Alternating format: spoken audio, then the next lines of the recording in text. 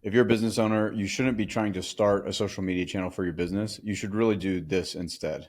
In this video, I'm going to talk to you about what I learned when I went from being a lawyer to owning a trampoline park and escape room business and trying to sell that business, realizing that it wasn't worth anything at the time that I tried to sell it, and then learning how to build media channels for businesses outside of my own personal business. My name is Riley Williams. I started as an M&A lawyer turned entrepreneur, sold my last company for 8 figures, and now I make content to help business owners and entrepreneurs figure out how to scale their company so that way they can sell it. So in 2016, I quit my job and I started an escape room business that ultimately moved to multiple brands. So I had an axe throwing business.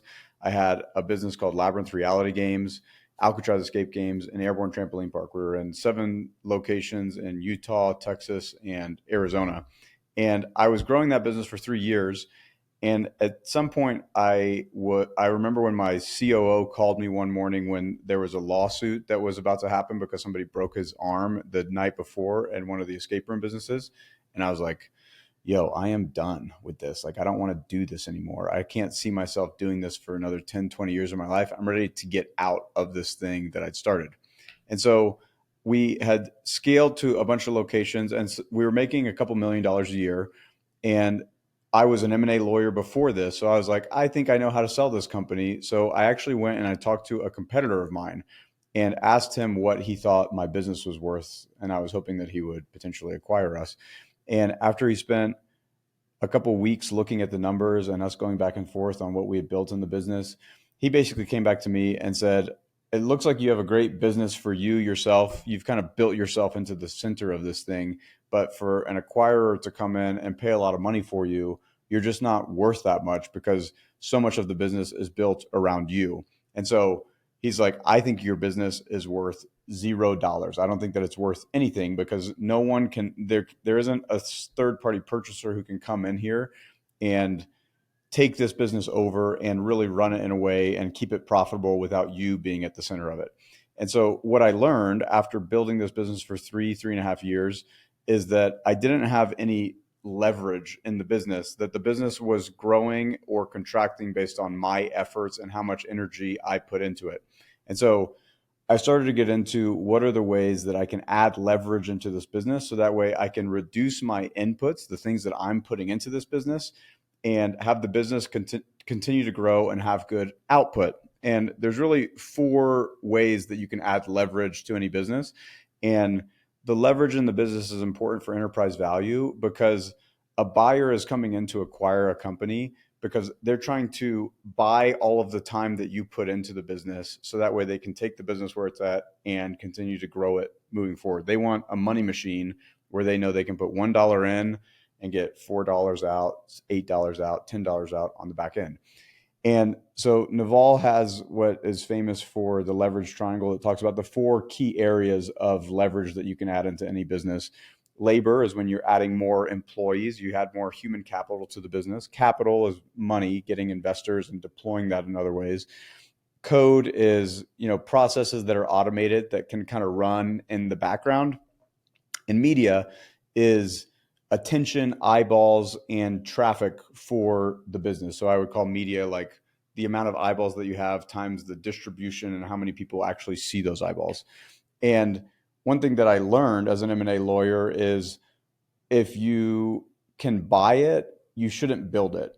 And what happens with a lot of business owners and entrepreneurs is they feel like they need to start building a personal brand for themselves in order to grow their business. And in some businesses that makes sense. In personal content businesses, having a personal brand is very helpful.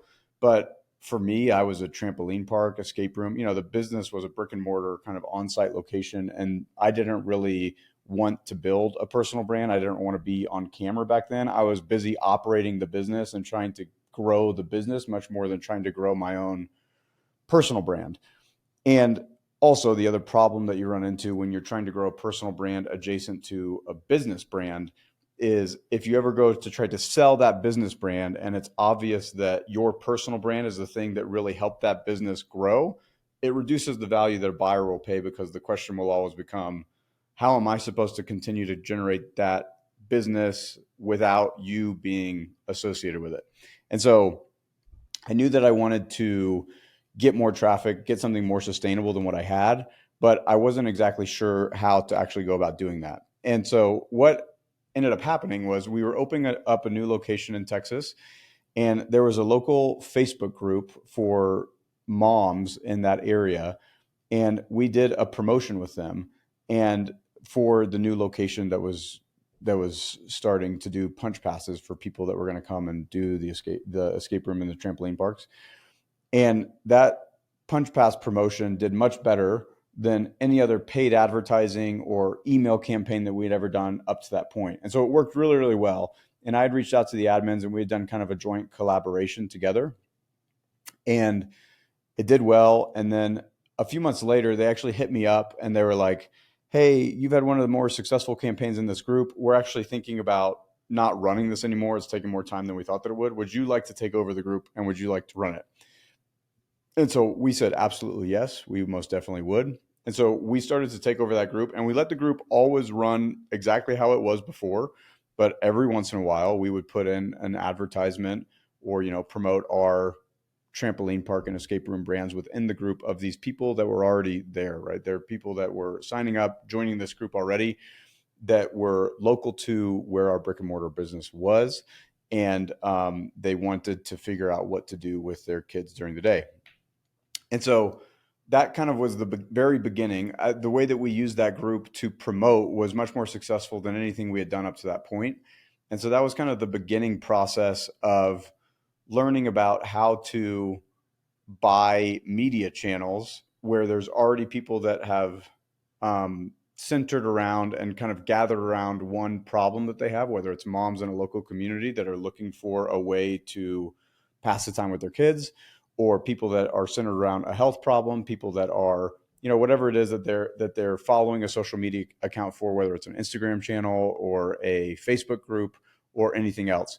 And so we started to buy more and more of these channels with the different businesses that I had, but it all started in the escape room and kind of the entertainment business. And so I wanted to kind of walk you through a playbook to follow, just generally, and show you a different way to think about driving traffic to your business outside of paid advertising, outside of renting the traffic from somebody else, where you can actually own the traffic, own the asset going forward.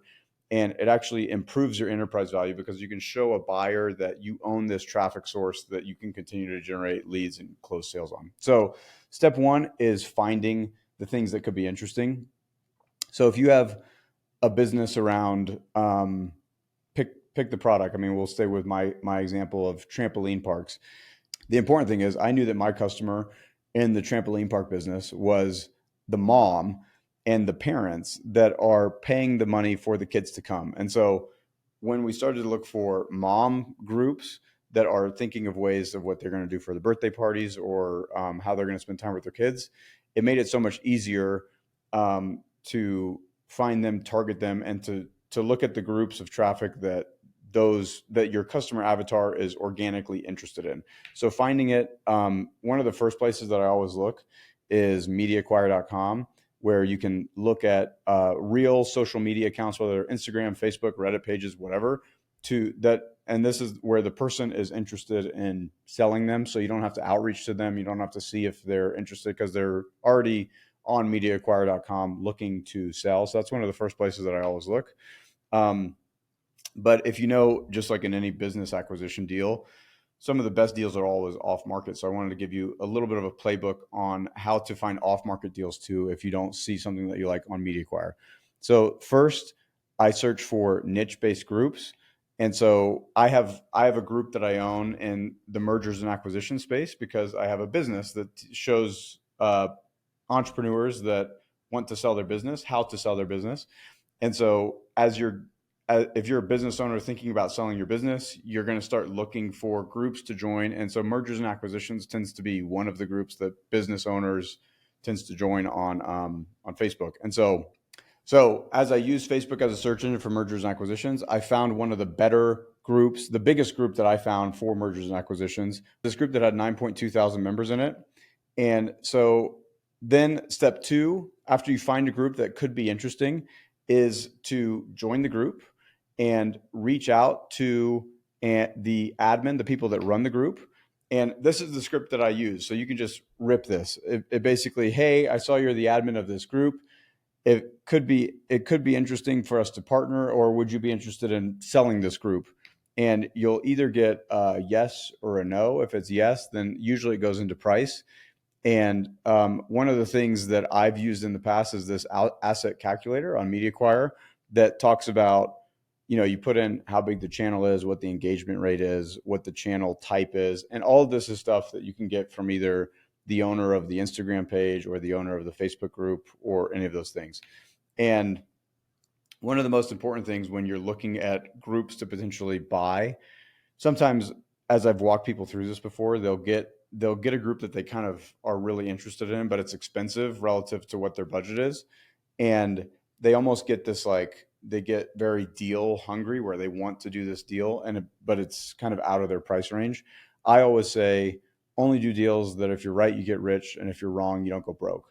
So you just have to make sure that you're super comfortable with the price that you pay, because it is a little bit of an unknown. It is a little bit of a gamble, because typically you're looking at these groups that have been massively under monetized in the past, and you're hoping that when you own it and you start promoting your products and services within the group, that you'll be able to monetize it. But it is, it's an unknown thing. It's a gamble. And so only put money into it that you're willing to risk and potentially lose the majority of. Don't do something that, like, don't get so pot committed to buying a certain group that you get out over your skis and you overinvest in something that you're not really positive is going to pay off. Um, and so after you have the conversation with the admins, you basically get to a deal and you say, this is the price that I'm willing to pay. And then after you own it, you go through the process of monetizing it, which is a very simple thing. Typically, after I buy a group, I will do a post as the new admin and say, hey, I'm the new admin of this group. If you're ever interested in this product, great. Come check it out here. And then I let the programming kind of continue exactly how it was. One of the biggest mistakes that you can do when you buy an Instagram channel or a Facebook group or anything else is to start treating it like a place where you can run commercials all of the time. I think of it like owning a radio station or something, where the content and the programming has to be attractive. It has to be interesting. And then every once in a while, you throw in a commercial of your own product or service into the content that you're already doing. And after I did this, after we started doing this in the groups, this is one of the ways that we started to add leverage to our business. And 3 years later, we were able to sell that business for a $26 million enterprise value. So we had gone from it being worth $0 when we originally had the first conversation with a potential buyer, to a few years later selling it for $26 million, all because we started to get systematic in the way that we would add leverage to the business. And so owning Facebook groups and social media channels were definitely a huge part of that process of being able to show potential buyers that there is a group of traffic, a group of assets that they will continue to own, to generate lead flow and move forward in. And so I've seen it work in telehealth. I've seen it work in brick and mortar businesses. I've seen it work in consulting practices. I've seen it work in weight loss, health coaching businesses. There are a lot of places, to the extent that you're selling a product or a solution that people have a lot of pain or struggle with in some way, and they congregate around that issue in groups or in channels, then it's a great way to buy eyeballs that have been under monetized and under leveraged in the past. And I think, again, the most important part of it is to not, if you're buying something that has growth inherent in it, it's because people found it helpful and valuable and useful. And so if you're buying it, you have to remember that to keep that spirit of usefulness and helpfulness, and not just it being another channel for you to promote. And if you do that, it's a great way to increase leverage, require you to do less in the business going forward, and to get eyeballs that, especially on things that are hard to advertise. And it gives you a way to get access to the eyeballs that sometimes are hard to reach. So if this has been helpful or useful, then comment down below. I want to hear about it.